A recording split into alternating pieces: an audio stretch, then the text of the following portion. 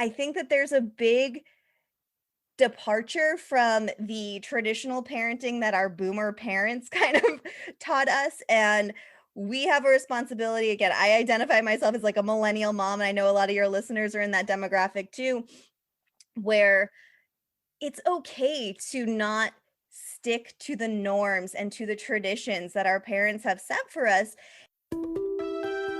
Be confident, be bold, be authentic, but don't forget to take action. This is Ordinary to Badass, where our stories empower women to step into the spotlight of their own lives and pursue what they're truly passionate about. It's time to step into the arena and become more than just extraordinary. It's time to become a badass with your host, Marie Sonneman.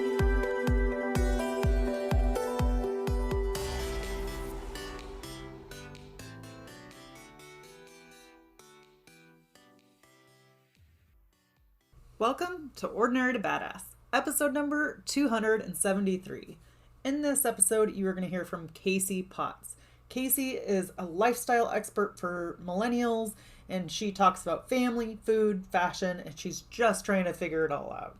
This episode is so good, and it's really inspiring for the new year, because Kasey has a way to get outside the box, to do things her way, to not listen when people are telling her one thing and she does another thing. She doesn't let that drag her down. Or maybe it's, she's human. It might affect her initially, but then she finds a way to push past it and get through it. So with the new year, I thought this episode would be perfect because it's absolutely pushing the boundaries, thinking outside the box, doing what you want to do as opposed to what your parents want you to do, what teachers want you to do, what the outside world tells you you should be doing.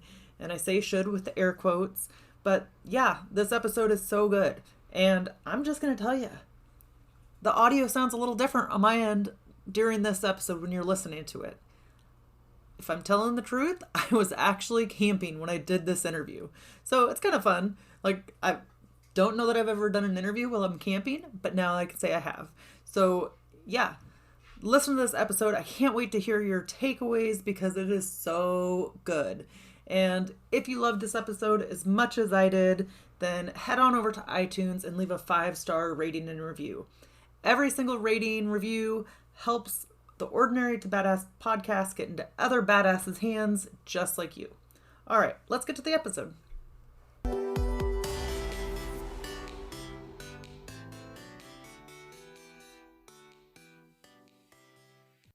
Welcome to Ordinary to Badass. Whether you're ordinary or badass, I am so glad you're here. Today's guest is Kasey Potts. Kasey, thank you so much for being here. Excited to have you on the show. Amazing. Thank you for having me. So before we go any further, I've got to ask you, do you consider yourself ordinary or badass? You know what? I think when I wake up in the morning, I feel a little bit ordinary, but I need to remind myself that I really am pretty badass. And there's little things that I look in the mirror and kind of remind myself through the day, yeah, no, you're doing this and you're pretty badass. So I'm going to own it today with you. I love it. I love it when women just come in and own it. So have you always felt like a badass? No, definitely not. I went to school for broadcast journalism, and that is a time where you get very humbled. And I had a professor who told me that I was better suited for a producer role and not to be on camera, when my aspirations were always to be front and center and an anchor or a reporter or something like that. So yeah, I definitely was feeling pretty ordinary at that time and pretty non-badass, that's for sure. So take us back to that moment where you're told that you're better fitted for a producer role. How did that impact you? And did you listen? Yeah. So I went to school, like I said, for broadcast journalism at Emerson College in Boston, and it's one of the top schools for broadcasting and television overall. And it was a humbling experience when I've always had the dream of being in entertainment journalism. So I was the kid at 3 years old when I heard the Entertainment Tonight theme song playing in the living room. I would run to the TV and sit down in front of the TV and just want to watch Mary Hart and Mark Steines and John Tesh. Like, I know I'm totally dating myself and sound like such a nerd, but those are the people I grew up watching and wanting to be. So when I pursued that dream to journalism school, I was like, yeah, this is easy. I've been watching people do this my entire life. I actually hosted a show. I hosted a talk show on Radio Disney for 6 years. I was a talk show host for them, interviewing celebrities and everything. So I knew this is what I wanted to do. I had this in the bag. And then I get to school and I start realizing that, wait a second, the girls who are being picked to do the red carpet interviews and to do the entertainment journalism don't look like me. They are all very tall, thin, blonde girls that have that very early 2000s typical look to them. And that's when I started to get a little bit I start to feel that shame that I didn't feel as a 10-year-old hosting a show on Disney. I started to get a little bit more self-conscious about my body, and that's really how it affected me, that throughout the rest of my career, I always felt like I didn't measure up to the other girls and the other women that were being picked for these positions. And that was kind of the way that I thought I was meant to carry on. And I put the dreams of being front and center kind of to the back burner, and started doing more blogging and things behind the scenes. But I, yeah, I decided about a year and a half ago that I was done. I was done with hanging out behind the scenes anymore. And it was time to put myself front and center, because I think women need to see themselves represented in all the ways now, not just the aspirational anymore. Such an amazing story. I can't wait to dig in and to hear more. But first, will you tell us a little bit about yourself? Yeah. So my name is Kasey Potts, and I am a content creator, a mom, a wife, a podcast host. And I grew up in Massachusetts, a very small town in Massachusetts called Mattapoisett near Cape Cod. When I was 10 years old, I was given the chance to host a show on Radio Disney. It was called Kasey's Korner, and that was a show where I would interview celebrities, everyone from Destiny's Child and Britney Spears to 98 Degrees, Jessica Simpson. I mean, this tells you it was that early 2000s period where these were the top names for us, right? And it was at that time where I was really bitten by the bug to share stories, tell stories, interview people, and just kind of be around that entertainment industry, where I didn't need to be the pop star up on stage, but I wanted to be the person who could talk to the pop star and who could interview them and kind of hang out and get them to open up and share a story. So I did that until I was 16. And then at 16, I was a little too old to be on Disney, and ended up, like I said, pursuing broadcast journalism at Emerson College. Had an awesome time doing that and really finding where my niche was. At that time, it was in food. And it was like the peak of when Rachel Ray started her talk show. So I was like, that's it. I'm going to have a cooking talk show, and did that as my senior thesis, even though my professor told me I was out of my mind and I could not pull it off. I did it. And now I found out she uses it as an example for other students to see how they can do something a little bit different. And after college, I kind of followed the dream of heading west to California. And luckily, my boyfriend, who's now my husband at the time, also had the same dream. So we have been out in California for 11 years now. It's definitely home. And we have a 5-year-old daughter. She was born here, so it's home for her. And she keeps me busy. She is definitely the light and the craziness in my life. But it's fun being a millennial mom and kind of sharing that with the online community. So you mentioned this idea of doing things different in college, and Yeah. then your professor went on to like start teaching other people your way. Has this always been a thing for you to be able to do things different? And how do you allow yourself to do that without feeling the pull of trying to be like everybody else? Ooh, that's so interesting. I've never actually thought of that, or maybe I never acknowledged that or recognized it. But yeah, I think I have. I think that I have always just found a way to utilize my skills or something that makes me a little bit different. I mean, it can go all the way back to in 5th grade when I auditioned for the show on Disney. The reason that I think I was selected was because when I auditioned, they asked what I like to do after school. And at that time, I was taking a party planning class. Like, what 5th grader is taking a class to plan parties? But it was, a bunch of different parents had gotten together to volunteer and hosting these little groups. And one of them was an event planning. So here's 10-year-old Kasey throwing an under the sea party, trying to figure out how to do that. But yeah, I think that there has always been a theme around, um, if I can figure out a way to do it, I'm going to share that with other people and show that it's not that difficult. And that's even a way that I've kind of taken my parenting approach too.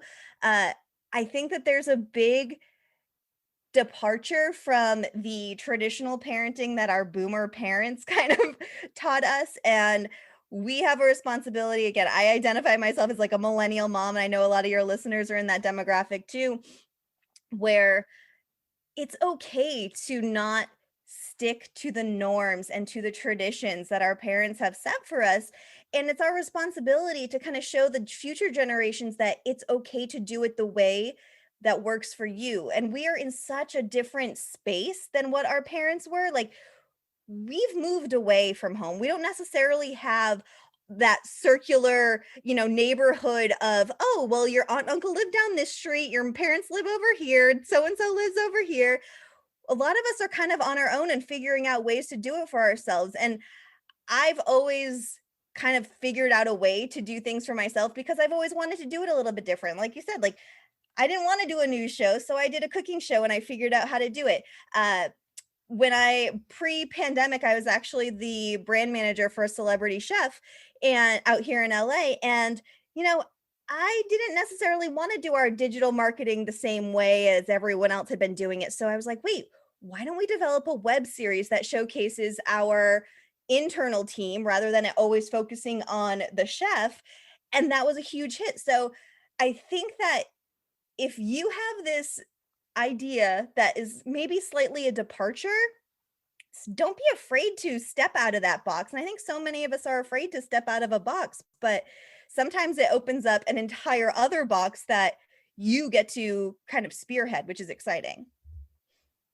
Yes. And I think this topic is so interesting. I was actually just thinking about this morning because it's like the things our parents taught us, some of it becomes obsolete. Like, how much has everything changed, with technology, with life, Yeah. with money?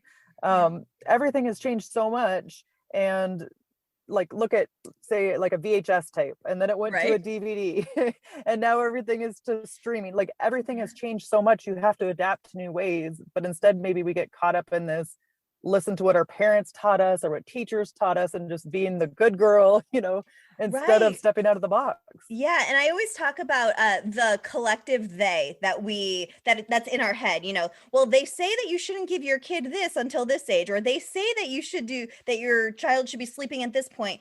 And I'm like, who's this they? Who are they?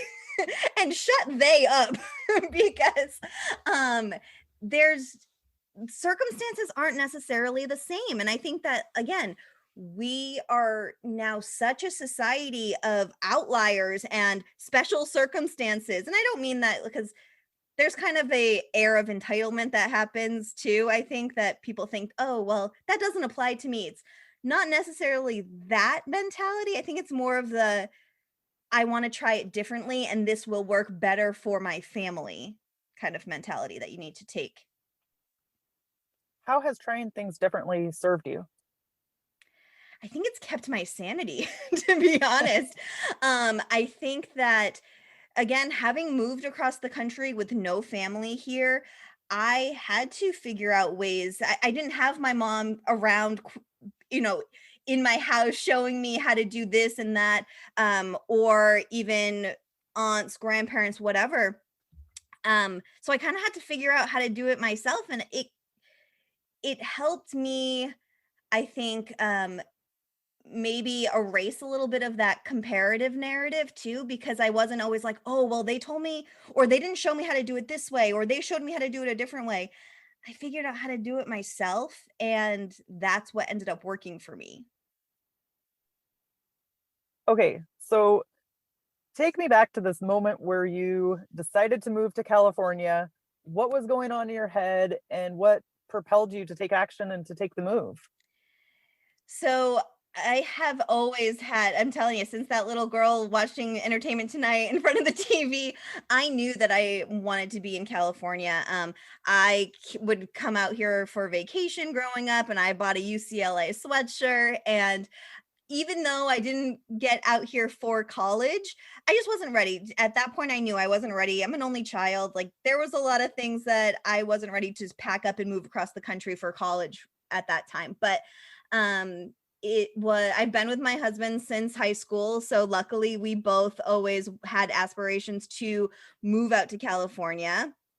And we did internships our senior year, and I actually had the chance to come out on the Entertainment Tonight set and shadow Mark Sinus for the day while I was in college, which was amazing.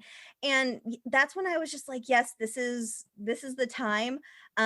We were going to move right after college, but unfortunately my mom was diagnosed with breast cancer my senior year, and I just wasn't ready to leave. I felt the need to be around for a little bit more. Luckily she's in remission, she's in good health now, I'll knock on some wood. But she, at that time, I was, let's see, it was about a year, 2 years out of college, and I was digging myself out of 6 feet of snow every week because my husband would be, well, he was my fiance at the time. He was traveling every week for work, and I was digging myself out of snow. And I finally looked at him. I was like, okay, time to go.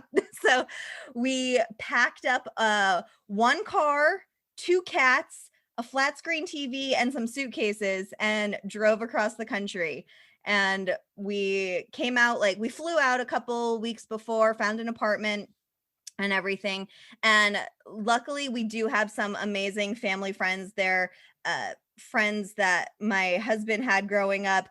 They're 10 years older than us, so they're like our surrogate big brother and big sister. But we figured it out. They were our only, technically family or friend out here, but we figured it out. And the best piece of advice we had when we did our internships out here, someone told us, you have to have a good bullshit radar. And I'm assuming I can say bullshit on your show because it's called Badass. So Absolutely. you can bleep me if not. But yeah, we were told by our roommate at the time, you need to have a good bullshit radar in LA because everyone says they are someone or is trying to tell you they can help you get somewhere or do something. And a lot of them mean well, but a lot of them have really their own intentions or like just trying to manipulate you in some way. So luckily we were able to find such good friends that have become our family out here. But it was just getting out of the snow and knowing that the opportunity was here for us. There was an opportunity in entertainment journalism in small town Massachusetts. Like, I needed to go where the dream was, and it was out here. So, what would you say to the woman who's thinking of making a move across country but feels terrified to do so? Don't let other people's opinions keep you back. I think that there are so many people, especially with small town mentalities, that just because they don't want to step outside that box and outside of their bubble doesn't mean that you're confined to that bubble too. I think we had a lot of doubt from our friends and family of like, oh, it's okay, you'll be back. You'll just only go for a couple years. I'm like, now we're 11 years in with a house, a family. Like, no, this is home for us. So do not let the small town minds, or don't let small town, or sorry, no, what do I want to say? Don't let small minds keep you from dreaming big. I think that you just need to at least try it. And yes, the adage is true. You can always go home, but you have to at least try. You have to at least leave and do it to know. I think like you never want to regret the fact that you never tried. So, how did being a mom, did you become a mom after you moved across country? Yeah. Okay. How did being a mom change things for you with business, career? Ooh, it changed a lot. So I was working, like I said, for a celebrity chef. I was working for Wolfgang Puck. I was his brand manager. Um, and about, let's see, trying to do the math, about a year and a half in is when I got pregnant with my daughter.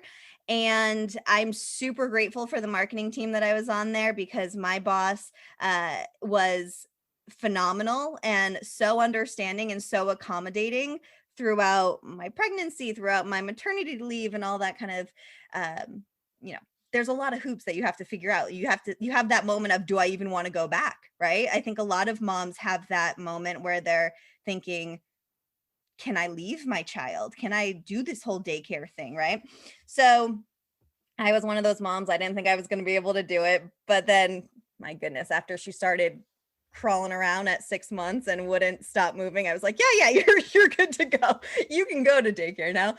Um, so there was a time where I felt I was just hitting my stride. Like I mentioned earlier, I developed a web series for our team that I was hosting. So here I was figuring out a way to use my skills in television and journalism in my new position. Um, a way that I was bringing value to my team in a way that no one else on the team could, because I had these certain sets of skills. And I was hosting, I was on the red carpet, which the irony, right? Here's the irony, that the journalism team from Emerson College goes to the Oscars every year and goes and interviews Wolfgang Puck in the kitchen. Guess who started to be in charge of who let those people into the kitchen for Wolfgang Puck? That was me. So you can bet your bottom dollar that I made sure every student, I almost said child, that was silly. Every student who came into the kitchen throughout the 5 years that I was doing it had the best experience. No matter who they were, they got to have one-on-one time with Wolfgang. They went home with a chocolate Oscar. They had, signed menus and everything, because I wanted to make sure that these kids were getting the experience that I wish I had, you know. So, I was hitting my stride, and boom, 2020 hit. And at that time, it was, let's see, what we shut down the world shut down in March of 2020. And at the end of April is when our team was let go. My boss tried to hold on to us as long as she could, but there's no need for restaurants and events when the world is shut down. So unfortunately, that's when I became a stay-at-home mom. And I grew up with a extremely busy working mom and two working parents. So for me, I was like, wait a minute, how how do I contribute? How am I a contributing member to my family and to society now as a stay-at-home mom? And I had a really hard time navigating that and finding my worth. So that was a bit tricky once becoming a mom and then losing a job and realizing that now, quote unquote, all I am is a mom, was definitely tricky. So, what would you say to other stay-at-home moms if they're feeling like they're having a tough time finding their worth? Do you have any tips or tricks to help? It is a ongoing process, I will say. I am constantly in a little bit of it's like a roller coaster, right? You feel super on top. You feel like you've got this. You feel like, okay, yes, we have the routine down. We have this little mom hack that's working great. And then your child hits you with something else and has a meltdown and wants to eat brownies for breakfast, right? And yes, that's exactly what happened this morning. But I would say that one lesson one lesson I've learned would be that there is so much value and worth in the little things that you do every day, that just because you're not getting a paycheck and that there isn't someone signing your check at the end of the week or signing off or giving you, your performance reports, which I joke, I'm like, I asked my husband, can I have a performance review, please? just because that isn't happening, you need to find a way to acknowledge it for yourself because maybe your family isn't acknowledging it forward. Sure, for you. Sure. Like a 5-year-old isn't going to say, "Mommy, you're doing such a great job. I really appreciate all that you do for me." No, they're going to throw a snack at you and tell you you gave them the red one when they wanted the blue one. Um so it takes a lot of time and energy and self-work to be able to honor that in yourself, but it's actually something I'm doing. I'm working with a coach right now to help me not only in my business side of things, but also in my personal side of things to find my value and understand it and nurture it and acknowledge it. So find your value and find ways to appreciate yourself and the contributions that you make to your family because it's likely no one else is going to make those acknowledgments for you. Yeah, and you hit on a point about hiring a coach that I love because I think we can't do it all alone. Oftentimes we think that we can do it, or we have to do it all and take it all on our own. And Mhm. even maybe you are a coach and you coach other people how to do stuff. I still think there's value in you having a coach because it's like the mechanic that can't fix his own oil, you I know? say that all the time. Yes, yes, exactly. Yes, we just need like to be tuned up sometimes or to, get our mind right. And sometimes an outside perspective is helpful for that. And I think that's it, is that we are so often in our own heads. And this is, I feel like, a stay-at-home mom kind of thing because if your kids are school age and they're at school, the only audio that's in your head is your own voice. And how many times is that voice positive versus negative? There's a good chance it's going to be negative more than not. I think I was chatting with someone on my show on Kasey's Corner a couple of weeks ago, and we have 40,000 negative thoughts a day. A day. Like, that's insane how many times our brain will automatically go to the negative because it's easier and that's the way that it's trained. So, if we can step out of our own heads for a moment and converse with someone who isn't in your head, who isn't living in there, it's just so much. I think it's so healthy to just be able to have someone to bounce things off of, and I'm such a therapy proponent, I am such a mentorship proponent. Even just find a group of friends that you're like, "Hey, can we just have a vent session?" And how good do you feel after a good girl talk vent session, right? It's like Amazing. it's life-changing for sure, and I'm sure your spouse will be so much happier because you're venting it out on your friends and not necessarily on them, at least I know my husband is. He'll be like, "Oh, you had therapy today, didn't you?" So, yeah, oh my goodness, just start talking to someone, find someone that you trust, find someone that you click with, um, and you can even I tell this to everyone who maybe is a little bit, leery about therapists or coaches or stuff, date them.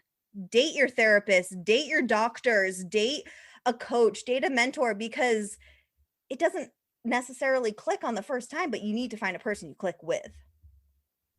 Yes, absolutely. If you're gonna feel comfortable to talk to somebody, it's like you gotta, talk to somebody that is experienced what you've gone through, or that's their specialty, as opposed to just some rando. Exactly, yeah. Don't just necessarily fall for the first person you click through. Nice. So, being an entrepreneur, I'm sure you're busy. You got a lot going on. Do you ever struggle with mom guilt? And if so, how do you deal with that? Oh my gosh, daily mom guilt. I think okay, so this is again, brownies for breakfast this morning. I was trying so hard to not give in, and I was trying to figure out how do I not cave and give this kid a brownie for breakfast, right?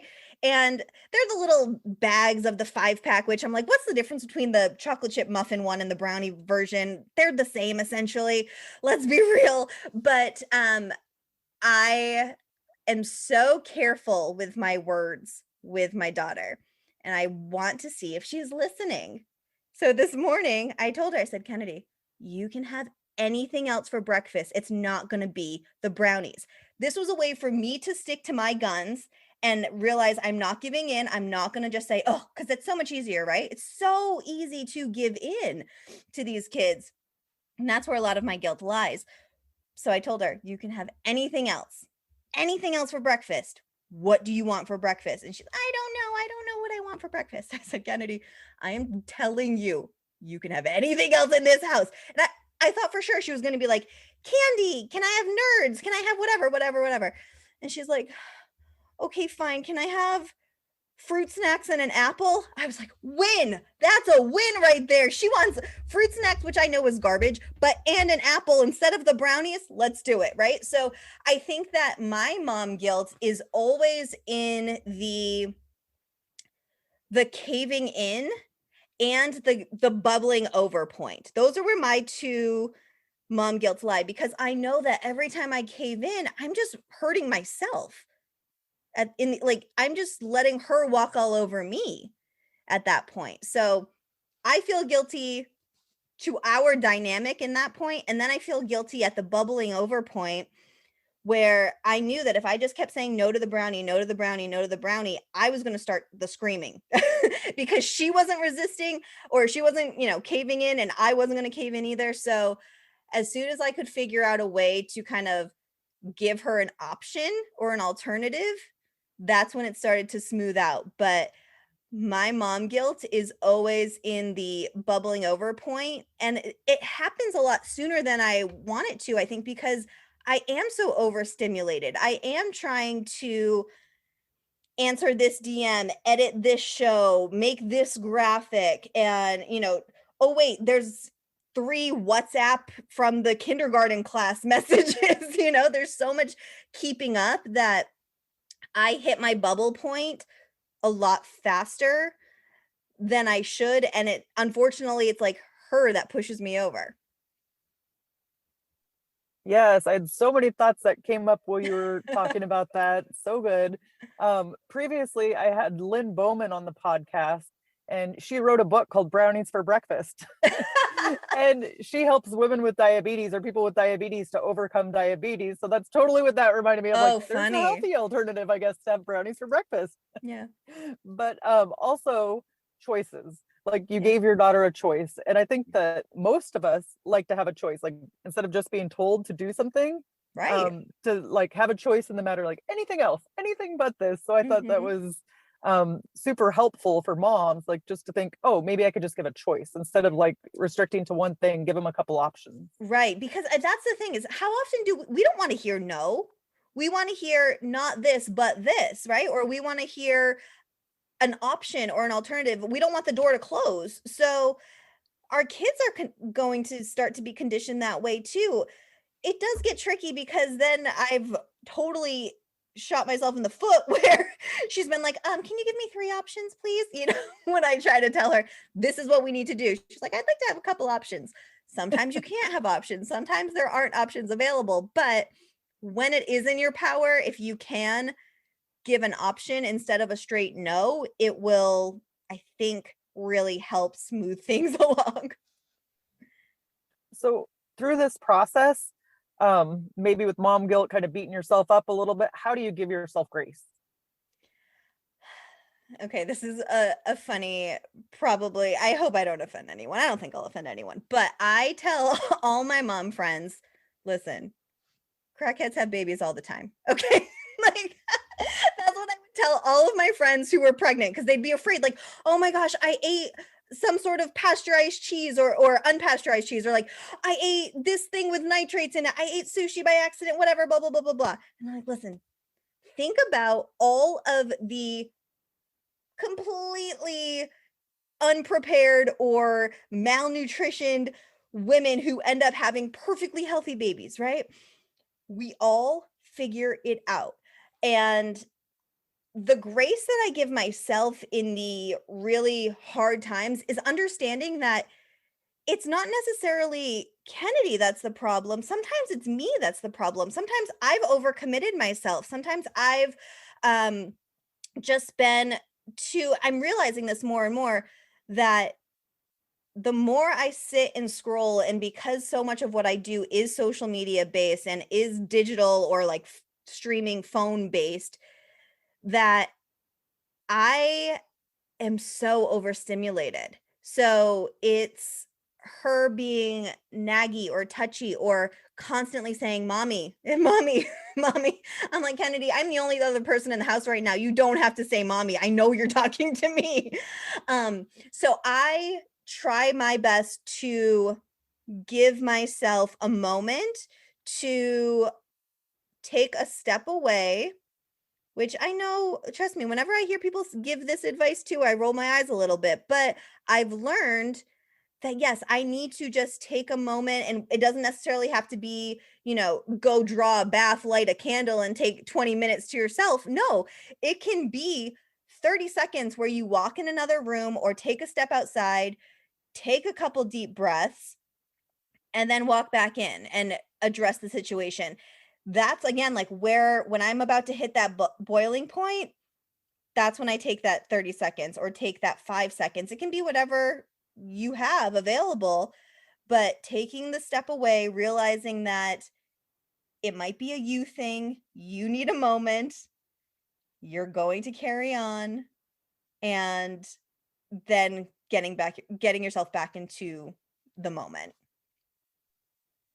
Yeah, I feel like I've been getting into meditation and breathing and all that stuff Mhm. lately, but the power of learning just to take a breath, just to take a deep breath, Yeah. hold it for a second and let it out, how much that can actually change our moods. Just kind of, well, it amazes me. It blows my mind how one little thing can actually just change your mood or change the way your Yeah. day's going. And I mean, be honest though, like when you first started doing, you were like, okay, this is so woo woo, it's never gonna work, right? Like, Right, because right. that's totally, trust me, every mindset book, everything I go into it, I'm the biggest skeptic, I'm the biggest like eye roller on the planet.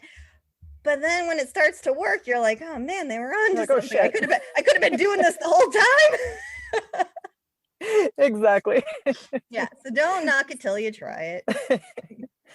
So, Kasey, let's end with a tip to encourage women who are in the arena fighting for the life that they want.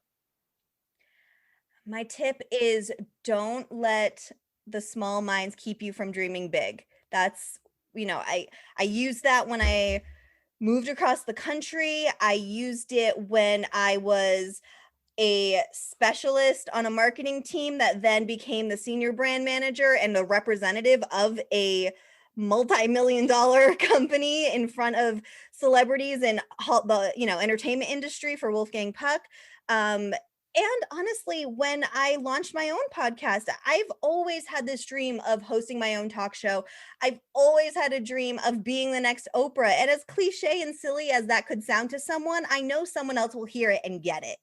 And the reason I use Oprah is because she has always been the most relatable resource for women of her generation. And that's what all I want to be is I want to be a resource that millennial moms can go to and again feel like, okay, if Kasey's figuring it out, I can figure it out. If she, figured out a way to put that duvet, that comforter inside the duvet this easy way, like I can figure out a way to do it. So do not let the small minds of others keep you from dreaming big because you owe it to yourself to at least try. And how can we connect with you? And will you also tell us about your podcast? Yeah, so you can find me. I definitely hang out on Instagram the most, and my handle is at It's Kasey Potts, and Kasey's with a K.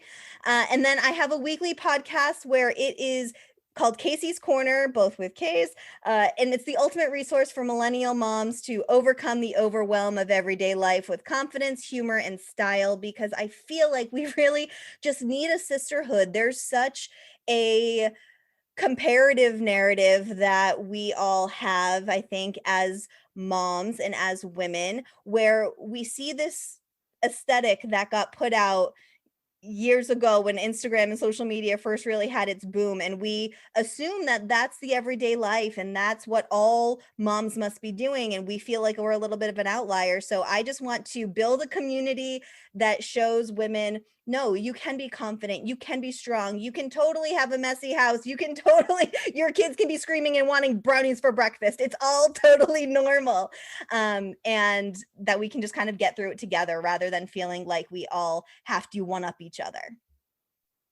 Yes, totally. Like there's a power in having like a badass girl gang. Yes. And then also you resist like the shame and stuff when you see, oh, another mom's going through the same thing I am, or another woman's doing the same thing. So then it's like, it can help you feel connection. Exactly. Yeah, that's it.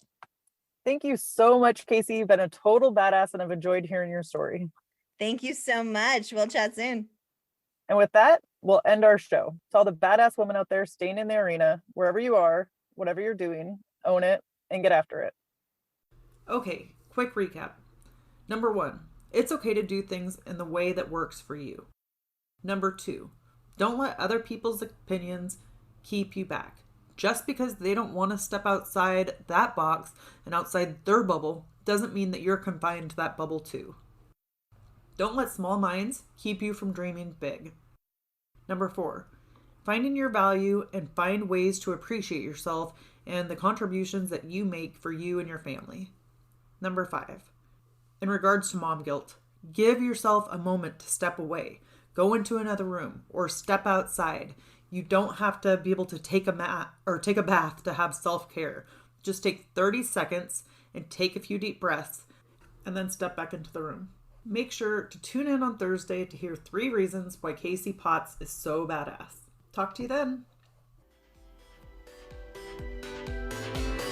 Now that you've listened to this episode of Ordinary to Badass, we want to hear from you.